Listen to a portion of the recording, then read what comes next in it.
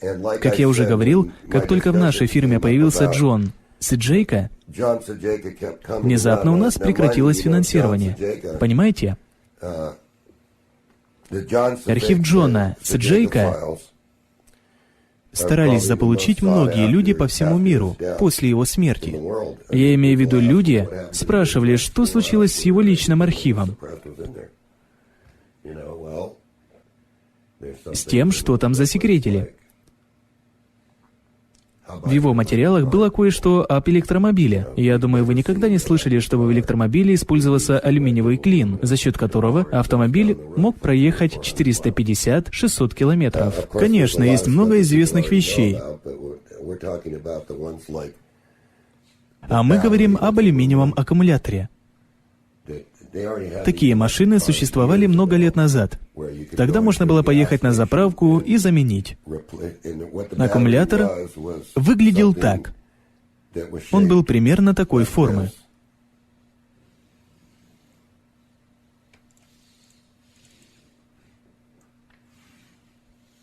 Примерно такой. Все, что нужно было сделать, это поместить алюминиевый клин сюда. Электричество получалось из этого клина. Его хватало на 450-600 километров. И когда вы приезжали на очередную станцию техобслуживания, здесь уже по сути ничего не оставалось. Там вам ставили новый клин, и вы могли ехать дальше. Нужно было заплатить только за клин, а он был не слишком дорогой. Это было в 1950-х? Понятия не имею, но я помню, что просматривал архивы, какие-то материалы отсутствовали. Не знаю, были ли они засекречены, или с ними случилось что-то другое. Конечно, они были засекречены. Помимо этого, там были такие вещи, как лечение рака с помощью вакуумной лампы. Устройство очень хорошо работало.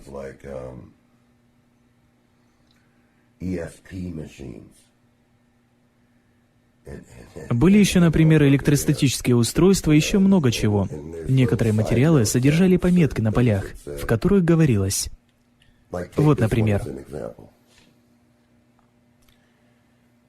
магнит в форме подковы.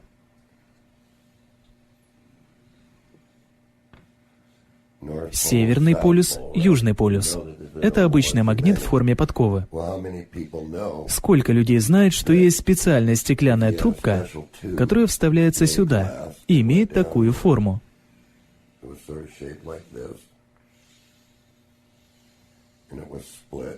Она внутри разделена перегородкой,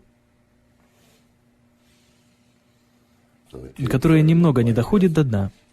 Трубка выглядит примерно так.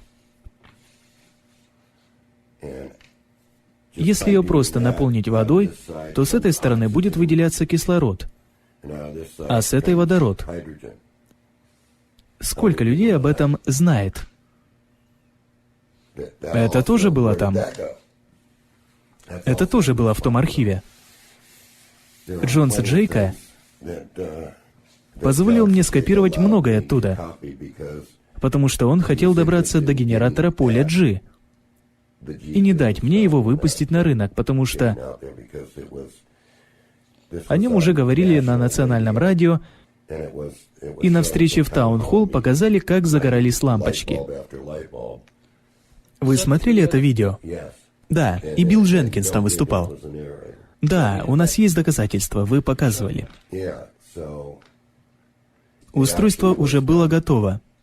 Стив стоял там, и я стоял. Билл Дженкинс тоже. Но Джона Сиджейко вы там не найдете, потому что он редко показывался на подобных мероприятиях. Очень интересно, что очень много других изобретений было засекречено. Использовалось ли это устройство, как он утверждал, на космическом корабле, я не знаю.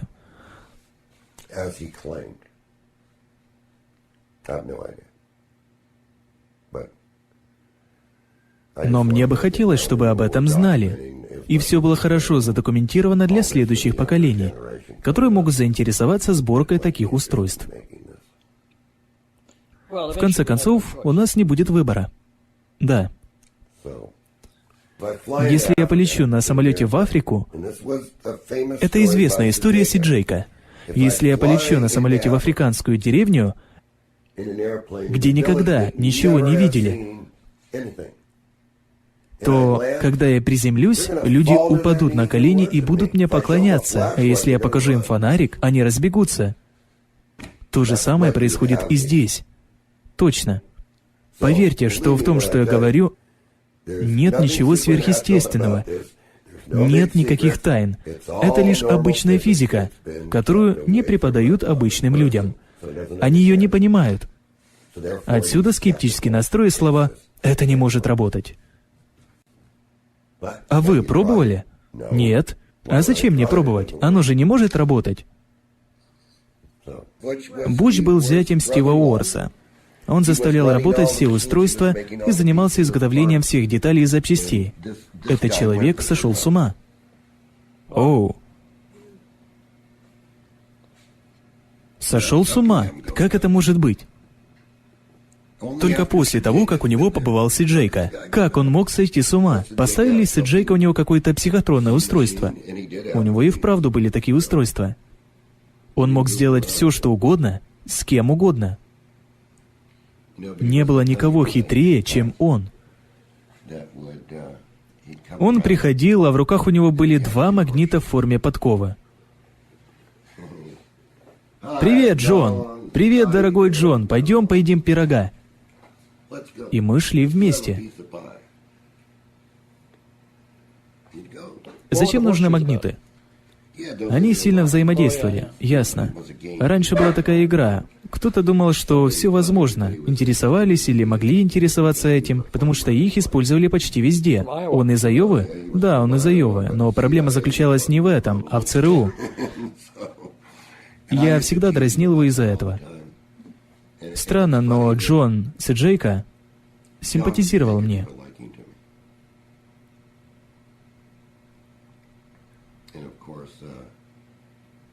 Однажды он принес папку с документами и сказал: «Посмотри вот это». Я посмотрел ее.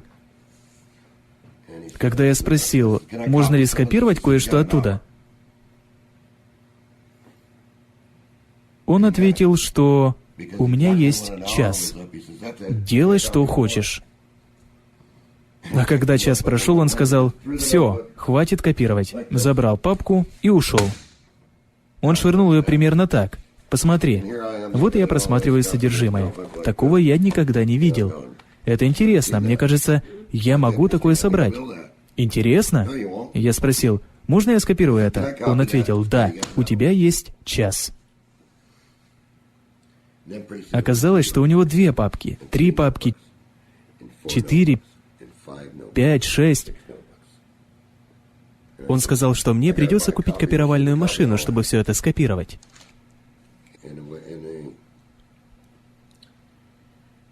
Он сказал: «Я дам тебе IBM. Сейчас позвони в IBM, чтобы они прислали тебе 1 машину. У них сейчас специальное предложение на большие копировальные машины. Вот такие. Они сортируют копии и делают еще много чего». Я позвонил в IBM и заказал копировальную машину на свое имя. Они прислали мне аппарат попробовать. Пробный период был 2 недели. Именно это мне и было нужно. Он принес мне все свои папки и сказал: «Меня не будет до 3:30. Я тут же начал копировать.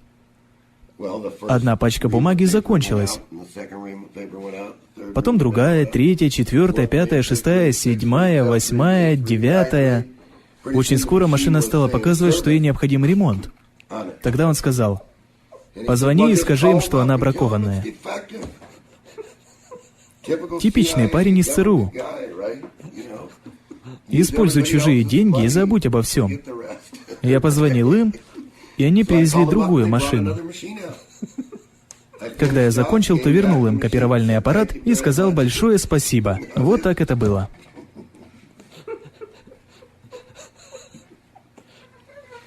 Так я и получил этот архив. Когда он говорил, что заправляет машину водой, добавляя в бак что-то из небольшой бутылки, он не шутил. Она лежала у него в кармане. Он пришел туда с бутылкой в кармане и сказал: «Смотрите». Одному Богу известно, что там было. Затем он подходил к бензобаку своего грузовика и заливал в него воду, добавлял что-то из бутылки, заводил машину и уезжал. Многое так и осталось засекречено. Мы наконец выяснили, что это такое, и я нарисовал это для вас на доске. И вы поняли это верно. Но Си-Джейка был другим, потому что он...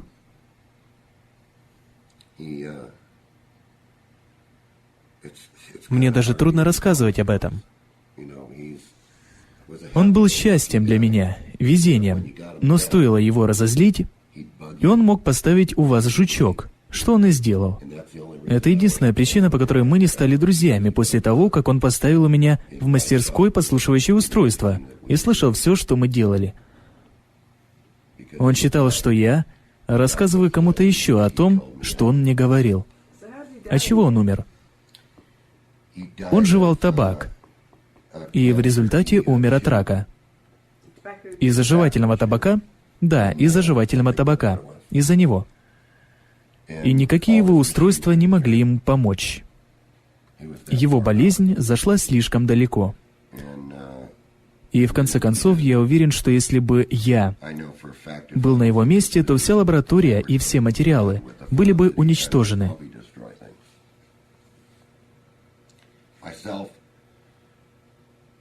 Я бы сделал именно так в его положении. Но лично я бы передал все.